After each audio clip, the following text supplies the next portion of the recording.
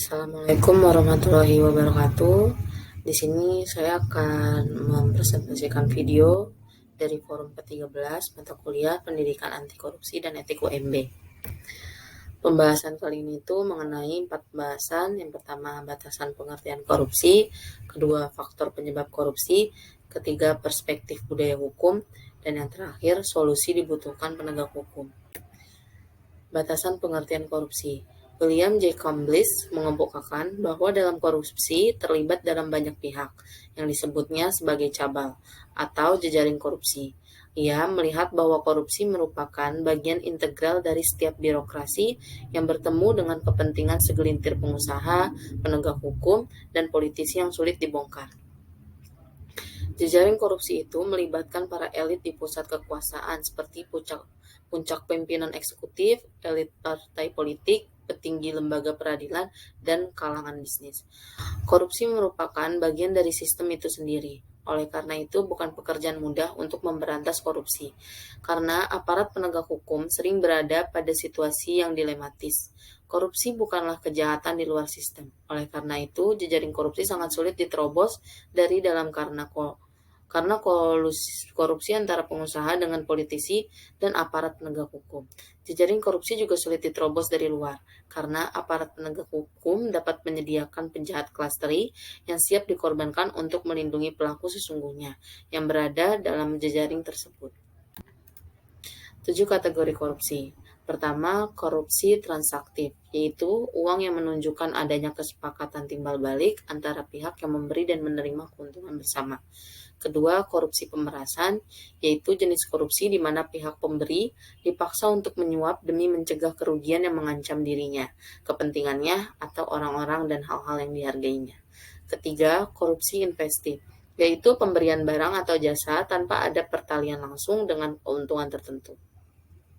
Keempat, korupsi perkerabatan atau nepotisme, yaitu penunjukan secara tidak sah terhadap teman atau saudara untuk memegang suatu jabatan atau tindakan pengutamaan dalam segala bentuk yang bertentangan dengan norma atau peraturan yang berlaku. Yang kelima, korupsi defensif. Korupsi ini dilakukan oleh korban korupsi pemerasan. Keenam, korupsi otogenik, yaitu korupsi yang dilakukan oleh seorang diri karena mempunyai kesempatan untuk memperoleh keuntungan dari sesuatu yang diketahuinya sendiri. Dan yang terakhir, korupsi dukungan, yaitu dukungan terhadap korupsi yang ada atau penciptaan suasana yang kondusif untuk dilakukannya korupsi. Faktor penyebab korupsi. Evi Hartanti menyebutkan faktor-faktor penyebab terjadinya korupsi dikarenakan lemahnya pendidikan agama dan etika, kolonialisme, kurangnya pendidikan, kemiskinan, tidak adanya sanksi yang keras, kelangkaan lingkungan yang subur untuk pelaku anti korupsi, struktur pemerintahan, perubahan radikal, dan keadaan masyarakat. Namun demikian, faktor yang paling penting dalam dinamika korupsi adalah keadaan moral dan intelektual para pemimpin masyarakat. Faktor sosial pendukung KKN. Yang pertama, desintegrasi atau anomi.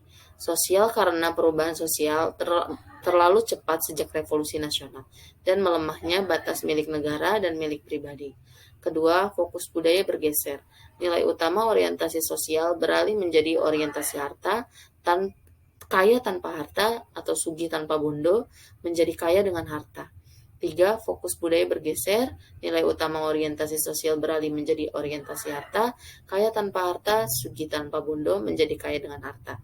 Yang keempat, penyalahgunaan kekuasaan negara sebagai shortcut mengumpulkan harta.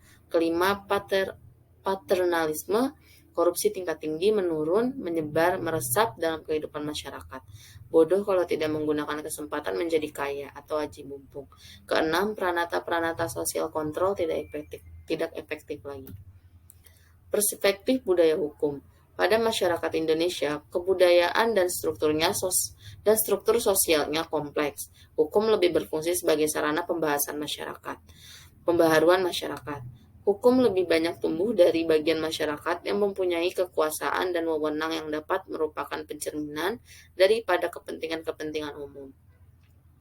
Persoalan mendasar di Indonesia adalah budaya hukum yang belum berjalan dengan baik.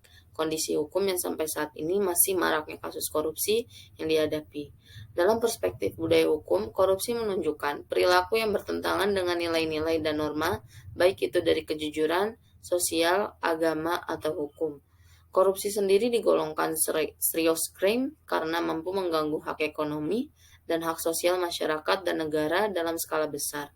Munculnya korupsi itu sendiri dipengaruhi oleh kebutuhan dan permintaan individu dan kolektif dan juga didukung oleh lingkungan sosial budaya yang mewarisi tradisi korupsi, sehingga tak khayal pejabat pemerintah pun ikut terlibat dalam tindak pidana ini. Sehingga memunculkan opini masyarakat akan korupsi merupakan sudah menjadi budaya. Solusi dibutuhkan penegak hukum. Rule breaking membutuhkan berbagai pendekatan, cara penyelesaian hukum yang holistik dan bahkan ekstra legal untuk menggali makna hukum. Pengalaman penyelesaian hukum yang hanya mengandalkan pendekatan yuridis formal yang bersifat linear hanya menambah deretan kekecewaan para pencari keadilan. Sudah saatnya para akademisi dan praktisi hukum berani mentransformasikan diri untuk mencari pendekatan dan cara berpikir alternatif untuk menyelesaikan berbagai persoalan hukum yang kian rumit dan kompleks. Berbagai pendekatan yang ada bukan saatnya lagi dipertentangkan dan dipersalahkan, akan tetapi justru saling melengkapi kekurangan-kekurangan yang ada dengan kelebihan masing-masing. Para lawyer harus bersikap terbuka dengan perkembangan yang terjadi dan tak perlu menutup diri. Bukankah ilmu pengetahuan itu dinamis dan tak pernah berhenti dengan inovasi-inovasi? Terima kasih, sekian dari saya. Kurang lebihnya mohon maaf. Assalamualaikum warahmatullahi wabarakatuh.